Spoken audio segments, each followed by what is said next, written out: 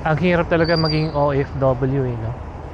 Kala ng karamihan kasi yung pagiging OFW is maganda and malaki agad yung sahod na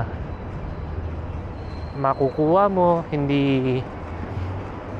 Ang hindi nila alam na hindi lahat ng OFW is malaki agad yung sinasahod nila. Ako nung pagdating ko dito sa UAE, yung sahod ko talagang maliit lang. Parang almost same lang ng sahod ko dun sa Pinas eh.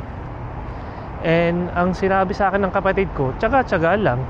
Kasi nga, kumbaga parang stepping stone nga lang yun na i-grab ko muna yung maliit na sahod, and then after nun, pag natapos ko na yung contract or makahanap ako ng ibang magandang trabaho, is tataas din yung sahod ko.